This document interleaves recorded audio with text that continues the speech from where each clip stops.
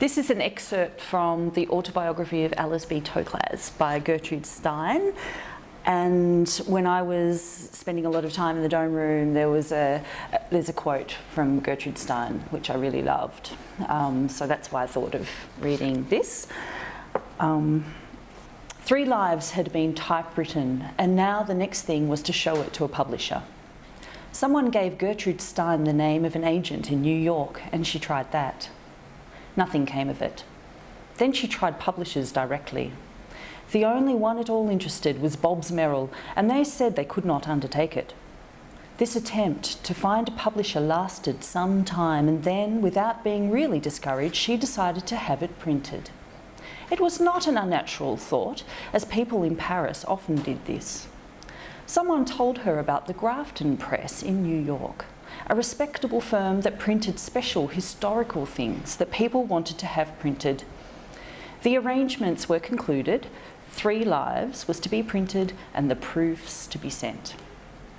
One day, someone knocked at the door, and a very nice, very American young man asked if he might speak to Miss Stein. She said, "Yes, come in."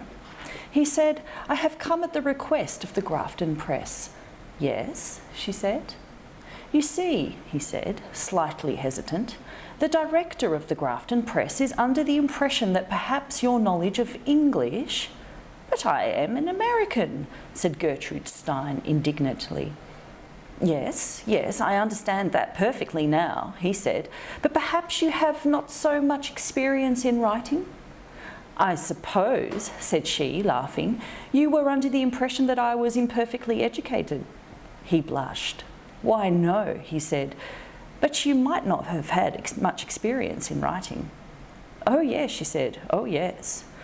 "Well, it's all right. I will write to the director, and you might as well tell him also that everything that is written in the manuscript is written with the intention of it being so written, and all he has to do is to print it, and I will take responsibility."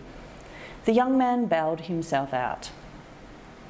Later, when the book was noticed by interested writers and newspaper men, the director of the Grafton Press wrote Gertrude Stein a very simple letter in which he admitted he had been surprised at the notice the book had received, but wished to add that now he had seen the result, he wished to say that he had been very pleased that his firm had printed the book. But this last was after I came to Paris.